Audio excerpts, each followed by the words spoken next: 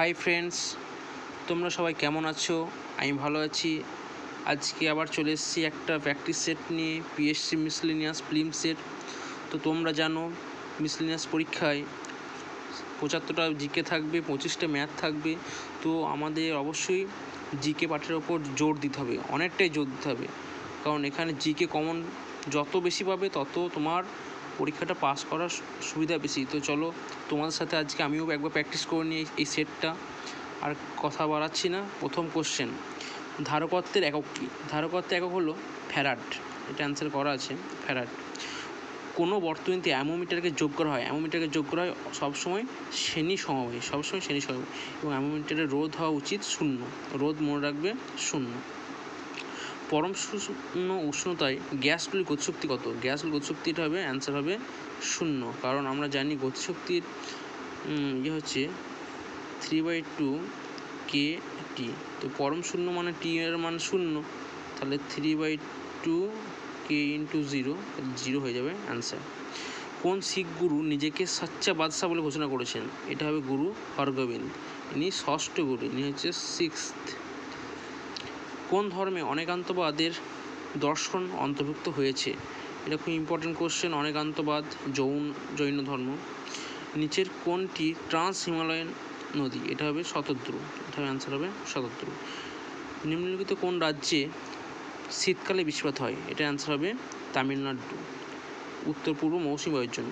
প্রথম স্পিকার যার বিরুদ্ধে অনাস্থা প্রস্তাব আনা হয়েছিল, ইনি হচ্ছেন JV Mavalankar, Ganesh Vasudev Mavalankar. Mid day meal সূচনা করা হয় 1995। এটা খুব একটা ভালো question, very important question. Hoffman cup কোন খেলার সঙ্গে যুক্ত? এটা হবে lawn tennis. The struggle in my life, এটা কার লেখা? এটা হচ্ছে নেলসন ম্যান্ডেলা।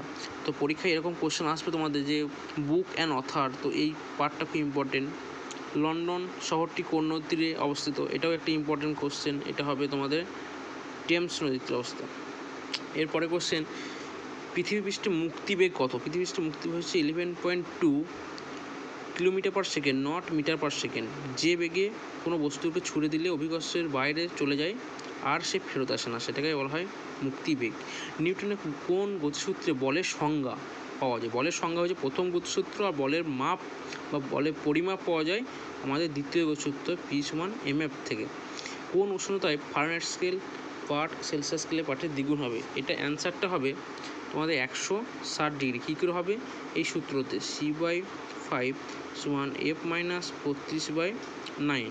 তো বলেছে ফারেনহাইট স্কেলের পাঠ সেলসিয়াস স্কেলের দ্বিগুণ হবে, তাহলে লেট C = x ধরলে F = 2x। তোমরা এই মানটা বসিয়ে দেবে C আর F এর জায়গায়, দেখবে x এর মান পেয়ে যাবে 160। সূর্য থেকে কোনটি পৃথিবীতে বেশি পরিমাণ গ্রহণ করে? সূর্য থেকে কোনটি পৃথিবী বেশি পরিমাণ গ্রহণ করে? সব থেকে বেশি গ্রহণ করে ইনফ্রারেড। কোন রাজপুত গোষ্ঠী আকবরের কাছে আক্রমণ করেনি? এটা হচ্ছে শিশুদিয়া। তো এই কটাই কোশ্চেন। এখানে আছে সিলিকন ভ্যালি মার্কিন যুক্তরাষ্ট্রে কোথায় অবস্থিত? এটা হবে কলোরাডো।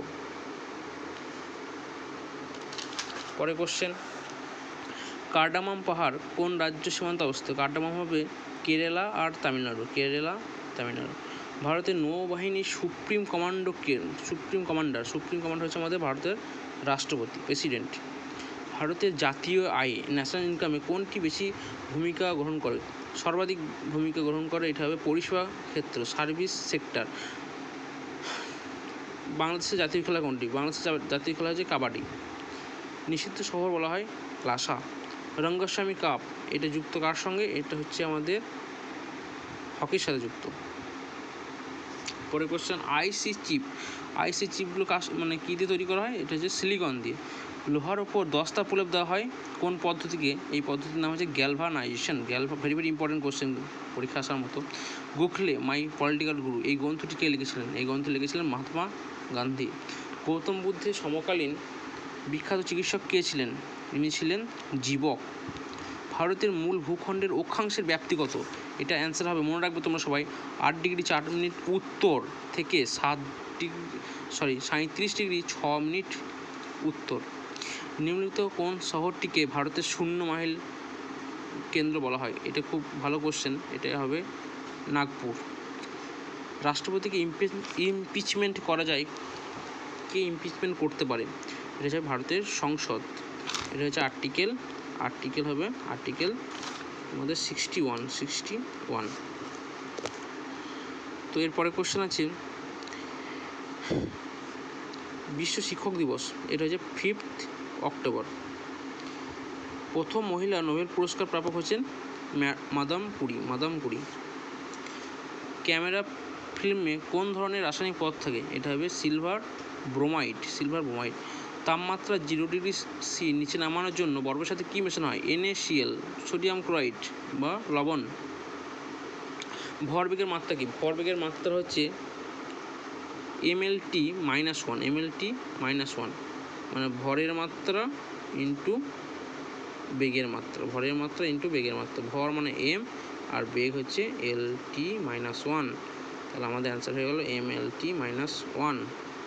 সলবাই সন্ধি কত সালে? এটা খুব ইম্পর্টেন্ট কোশ্চেন। 1782 প্রথম ইঙ্গো মারাঠা যুদ্ধ শেষ হয় এই সন্ধির মাধ্যমে। 1775 সালে শুরু হয়েছিল, 1782 সালে শেষ হয়েছিল প্রথম ইঙ্গো মারাঠা যুদ্ধ সলবাই সন্ধি দ্বারা। ভারতের দ্বিতীয় বৃহত্তম নদী অববাহিকা হচ্ছে গোদাবরী। তাহলে প্রথম হচ্ছে গঙ্গা অববাহিকা হচ্ছে সব থেকে বড় অববাহিকা। কে সিদ্ধান্ত নেয় যে একটি বিল অর্থ বিল কিনা? এটা অ্যান্সার হবে লোকসভার স্পিকার।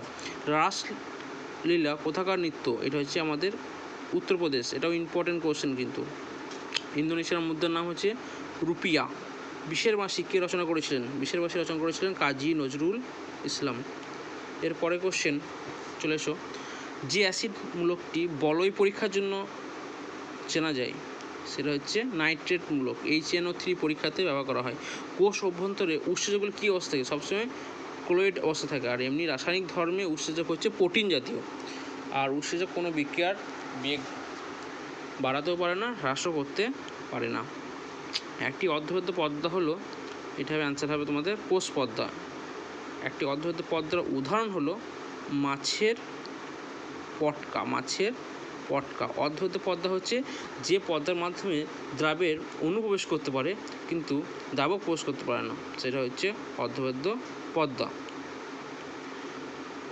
মারমাগাঁও কী জন্য বিখ্যাত? এটা হচ্ছে জাহাজ নির্মাণ কেন্দ্র। প্রস্তাবনার ভাষাটা কোন দেশের সংবিধান থেকে নেওয়া হয়েছিল? এটা ভেরি ইম্পর্টেন্ট কোশ্চেন। এটা হচ্ছে অস্ট্রেলিয়ার সংবিধান থেকে নেওয়া হয়েছিল।